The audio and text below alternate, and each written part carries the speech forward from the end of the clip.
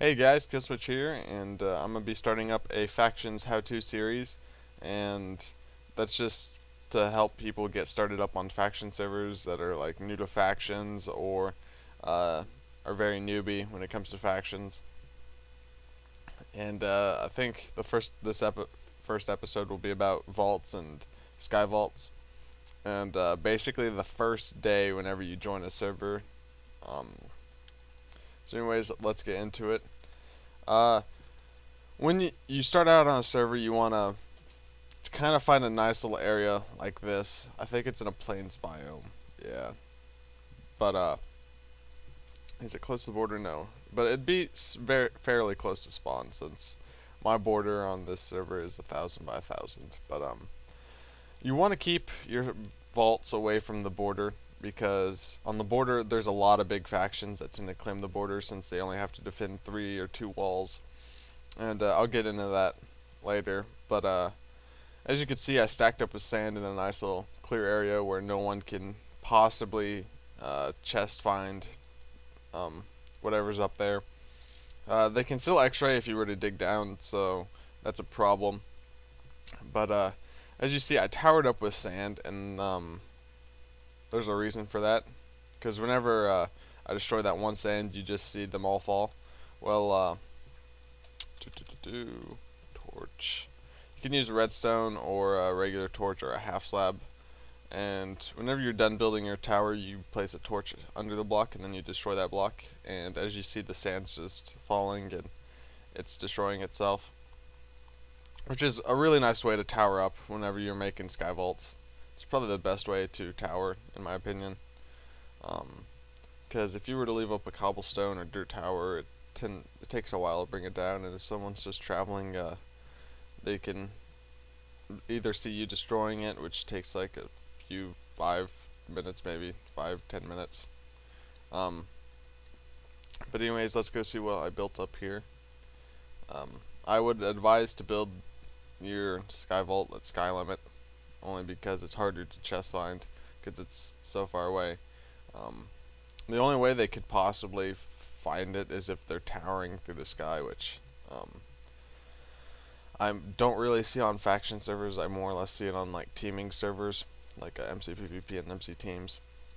But I'm almost at height limit. I think I could place a few more chests. Nope, nope, it's at height limit. But this is like a nice little sky vault right here. I'd avoid placing down like a workbench or any furnaces. What the fuck? Oh, it's a crafting table.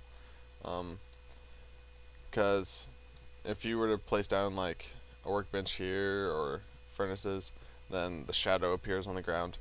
But I would set my home up here and make sure there's like a river next to it that you could possibly fall in, like this for example. So you can then just come over here and destroy the tower.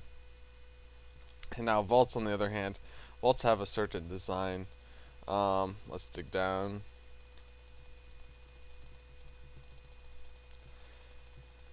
I don't know if I would make it in the nether, only because most servers have the nether like bordered off smaller than the actual world.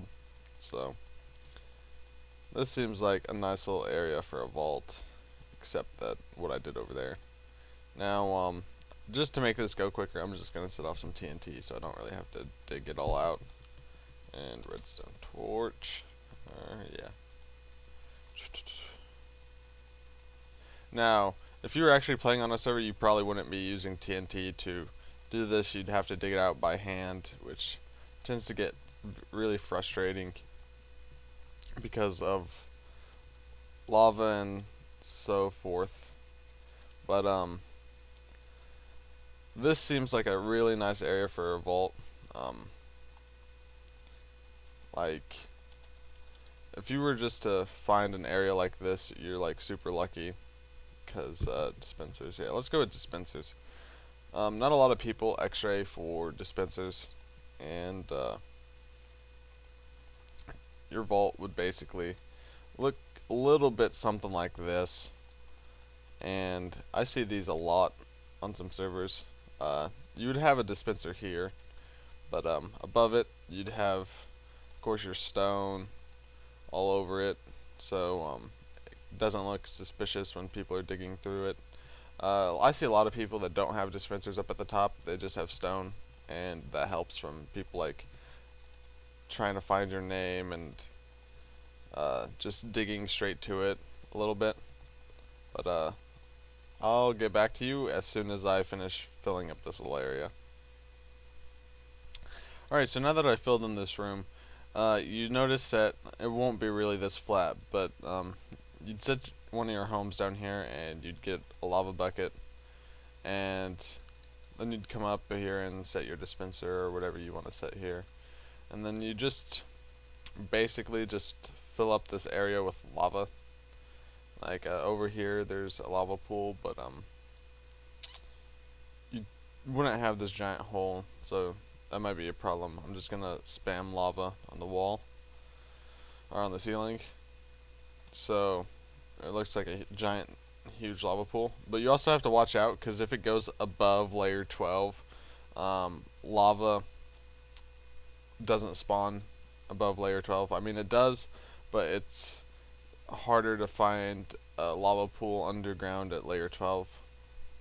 So now really, if you were x-raying, you probably wouldn't find the vault, because not really that many people x-ray through lava. But so there's lava above this, and you have your home set down here, and this is where you would store all your op goods. Shit. Alright, I'm a fucking idiot. But this is where you'd store like all your op goods and all that fun stuff. Just some chainmail pants and a set of diamond armor, so on and so forth. But it's nice to get started like this. Not a lot of people have all that good like starting money, but from what I've seen, like a lot of servers give you 10, like not 10,000, but like 100 to 1,000 starting money, which is really nice to get started off of, and it helps a lot when you get started. Unless the shop prices are really out of whack, then it might not help. But anyways, guys, hope you liked the first episode on like what to do when you get started on a faction server, like what type of base you should make. This also helps if you're playing solo on a faction server, which I wouldn't recommend, because if you're raiding someone who's in a large faction, then you tend to get fucked up a lot, because more members, the people that usually have more numbers, usually win.